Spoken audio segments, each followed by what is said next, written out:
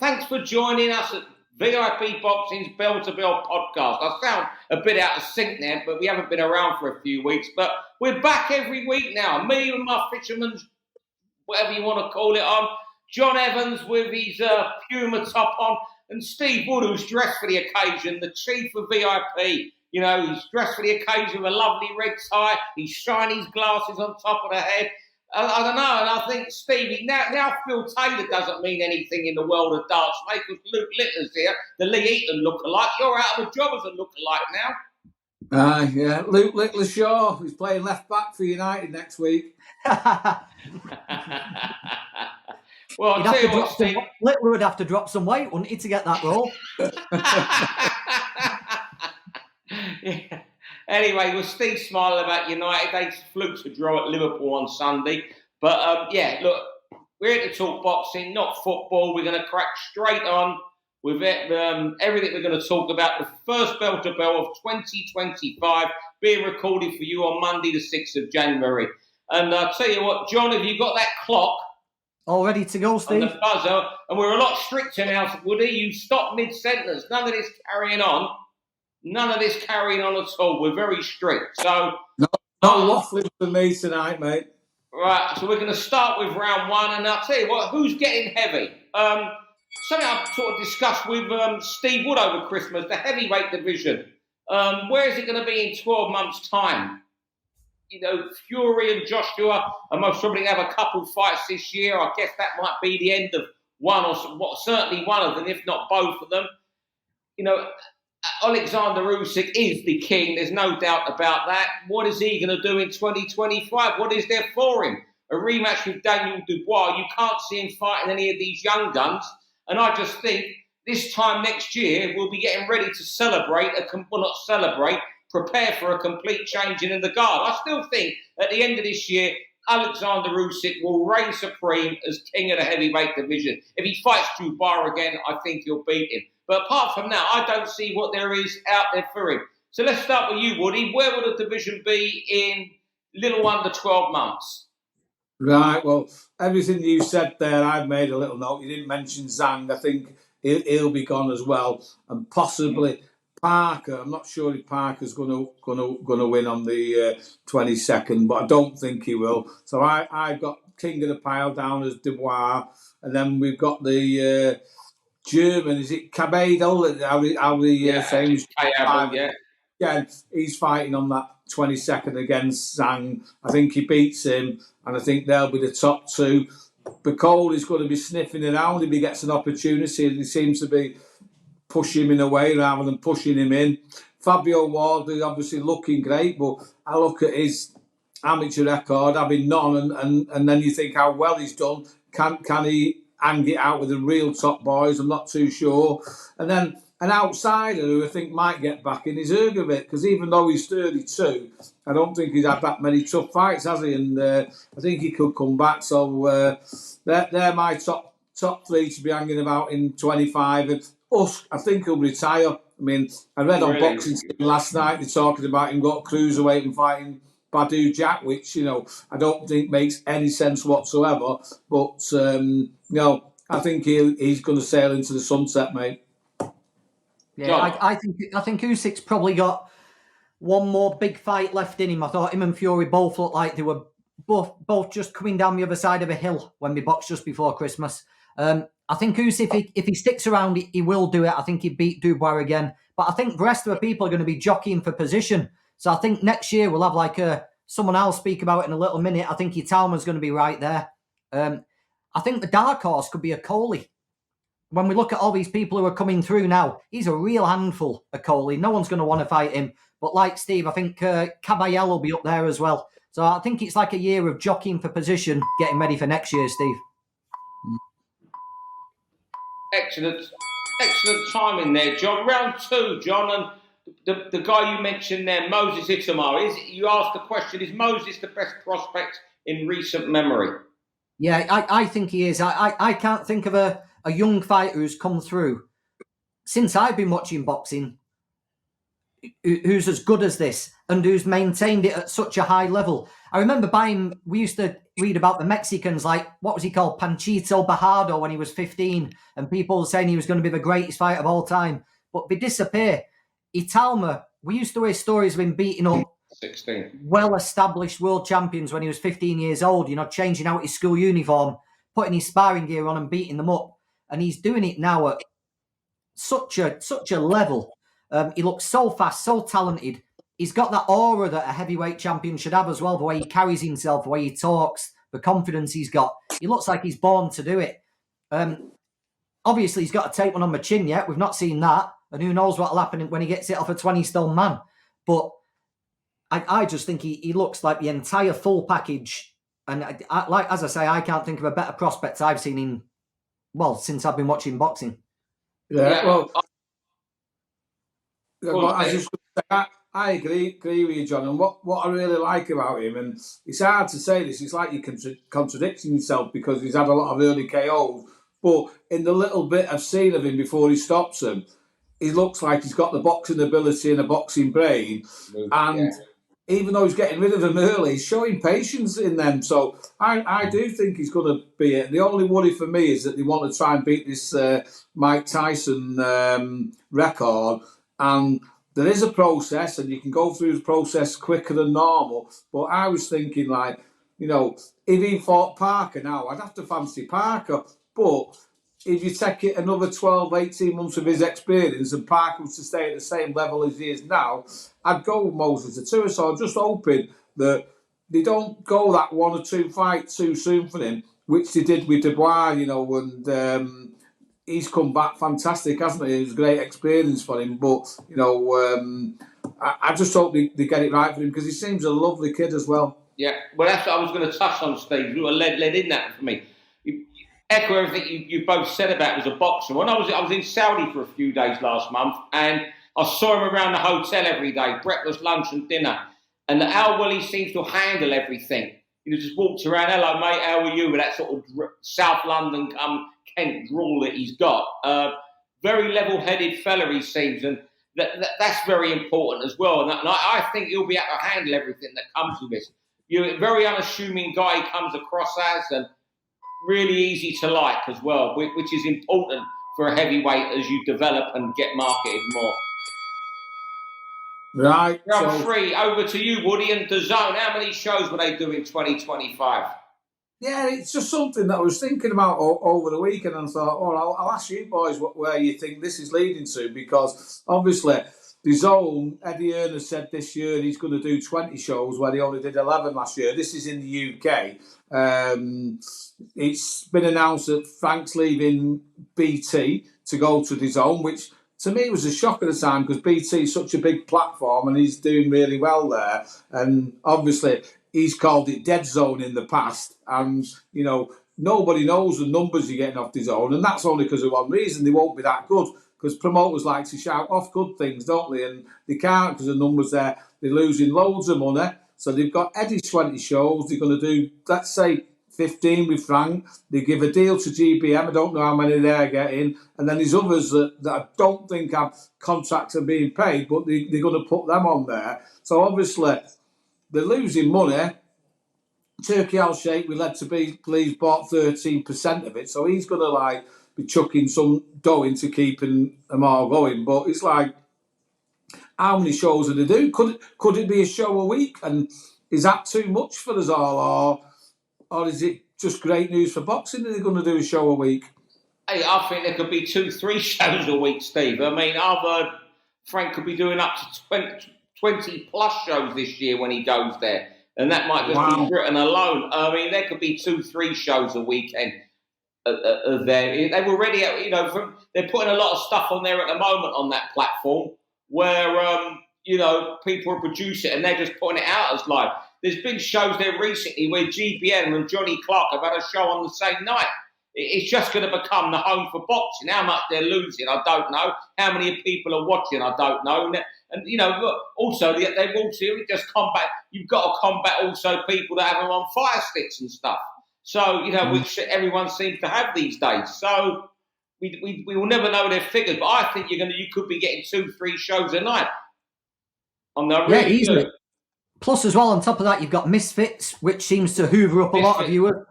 And then shows from all around the world. Like on Wednesday, they've got the show from Australia. A Japanese show seems to turn up there now. So it's not just shows at weekends, it shows during the week as well. It could be at a stage where we're getting 4 or 5 shows a week. Yeah, and it's the change of our boxing's being broadcast. It's like, you know, once you go online now, it's there forever. You could just, I'll watch that fight now tomorrow.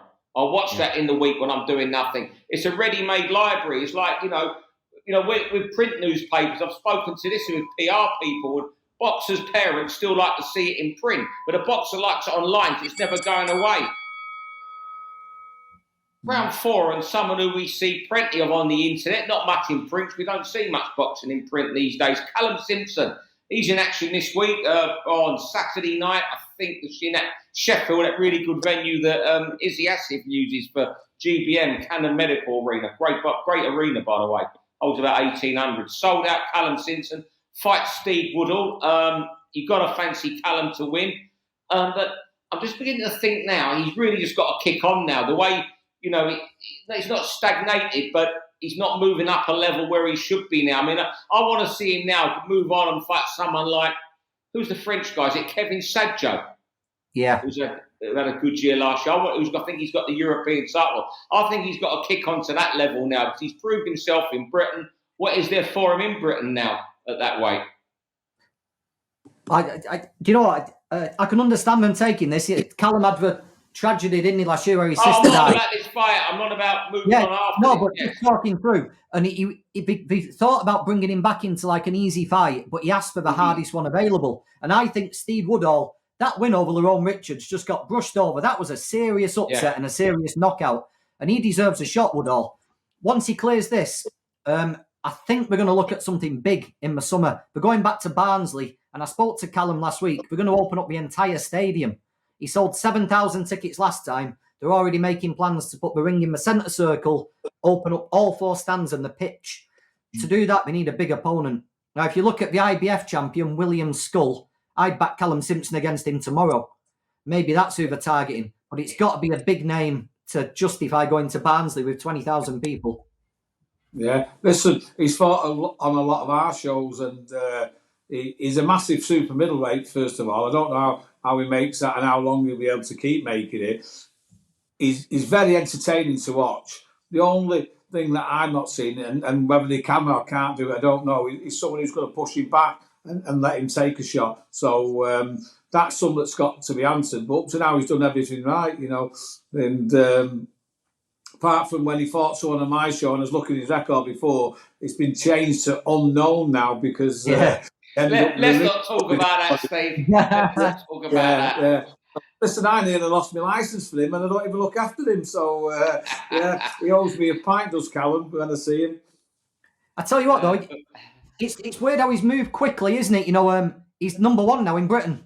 You know, now Zach Parker's probably gone up to light heavyweight. Simpson's number 1, so he's got to prove it. You know, he's got to do a job on Woodall, and he's got to move on, and we've got to see what he's made of, because we've always had good super middleweights, but we've not had one for a while, and Callum might be the one who can do it. Yeah, I just think that Sadjo would be a great fight. Round 5 over to you, John, and the fight you want to see next. And yeah, we finally started seeing a little bit of noise being made, mainly from Liam Cameron, about this rematch with Liam Cameron and Ben Whittaker. And that fight's got to happen. There's no other fight to either man. If the build-up Ben Whittaker's been given, he can't be seen to be going a different way than someone like Liam Cameron. He can't do that. He's got to take him on in a rematch. Cameron's 34. He's got to fight Ben Whittaker again. You know, there's no long build there for Liam Cameron, is there? He's got a little bit of a name, but he's not going to get paid anything, and no one's really going to want to tune in unless it's Ben Whittaker. I've seen Ben say that Queensbury made an offer and Boxer turned it down because they want it on one of their shows. And I hope it's not going to get dragged into some stupid negotiations about a domestic title fight. That should be made as quickly as possible, and it should be one of the big events for the first part of 2025. There's no fight for either man. Yeah, all the shouting's been coming from Liam, and you can understand why, but you touched on it there, John. It's the fight with the most money for him. And Liam, at this stage of his career and life, it's got to be about money for him, because he is short-term. He's not a 24-year-old rebuilding. the next loss to him could well be his last at a good level. Yeah, but what you've got to be careful about, and John touched on it there, the fraction between the promoters, which is obviously delaying it now. He can't afford to be waiting for the fight that might never happen. So I think Liam's got to take another fight. Ben's like the golden boy with Sky at the moment, and if they don't want him to fight on another channel, I'm sure they're going to do something for him as well. So even though I think it's a fair fight for them both, and it's a fight they should both take, because of the problems with the promoters, I don't think Ben Shalom will be like getting bullied again if they've got to do it somewhere else. So I can see His Excellency might speak. If His Excellency speaks, Ben will do what he's told. Everyone else seems to do what they're told by His Excellency. I think Sky have got to make an offer for Cameron. Frank had let Cameron go on to Sky. I don't think Sky can put Ben Whittaker headlining a show against anyone other than Liam Cameron. I don't think you can do it. Yeah, well, I think it's the only fight. I forgot about it being he had that fight, and if Turkey wants the turkey, he'll get it, won't he? Yeah, I think it's the only fight. I'd pick Liam Cameron. I'd go Whittaker, mate, because I thought he'd have won the first easy enough. He hardly won a minute of the first fight, Steve. So if that had been an 8-rounder and he'd won on points, which he was on his way to do, would you have backed him to win the rematch? Yeah, I just presume he took it all too easy and not. That's because you're Team Sky. You're Ben Shalom's man. You are. That's what it is, Woody. Round 6. Over to you, Woody. How will unsigned prospects get TV opportunities this year? Yeah. Well, that's something obviously that's affecting me greatly, because I've always had the ability to get our prospects onto TV shows when they come to Manchester, and I'm struggling at the moment, like a lot of other small hall promoters are. And when we talk about the number of shows we were talking about before that could possibly on, and that was just on his own. We wasn't talking about what's on Sky and if BT carry on and maybe other platforms come in. But the promoters have seemed to sign a lot of people on, a lot levels lower than what they used to do, and they've obviously got to keep them busy. So, I was speaking with Matchroom the other day, and they're going to try and do a maximum 8 fights. So, there's less and less opportunities on their shows, and I'm presuming that's because they don't want the early main events about 9:30. So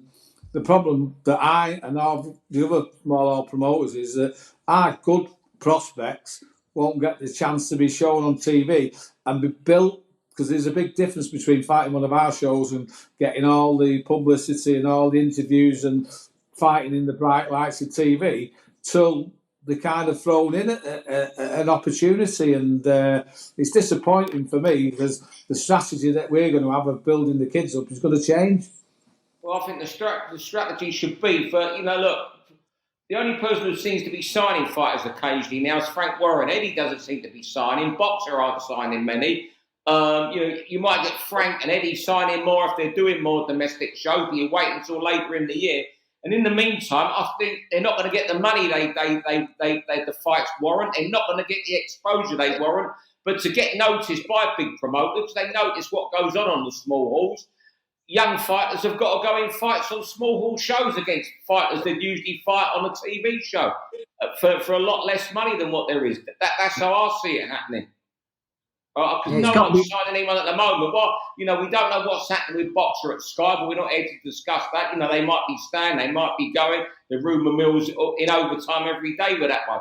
Frank's going onto the zone. No one knows what TNT are going to do. You hear rumours and stuff. So until then, I just think other fighters just carry on going as they're about their work, fighting, just marking time to see if they get something, or so they take the bull by the horns and go in proper fights now on small hall shows, even if they're not getting the money they think.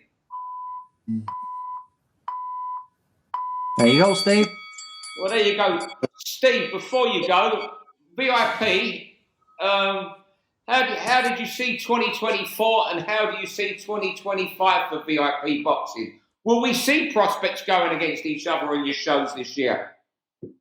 Well, answering that one quickly, it's a difficult one because if they're going to have what I would call a war, they need to be paid fair money, don't they? And, on these small hall shows, we're losing a lot of money as it is. So to go and put the kids in, lose more money and get one of them or even two of them mashed up because it'd be such a good fight for little money, he doesn't sit well with me. So I think if we can get a few fair fights and we can put them into the position where they're fighting like a final eliminator or something, so there'll be something at the end of it. Yeah, I think we could do it, but we've got to be realistic about what we're doing, and that's what I was saying before. It's hard for us. So 2024 has been a tough year for us, and obviously we've got the new director investor in there who's finding sponsorships and money to be putting better fights on, and now this year we've used Brad Ray 4 times at our show, and we've built him up, and we're trying to get a big TV fight for him. It might be that he has to do one more on ours, which I hope not. But that's what we're doing. We've got to do, and we will do again. But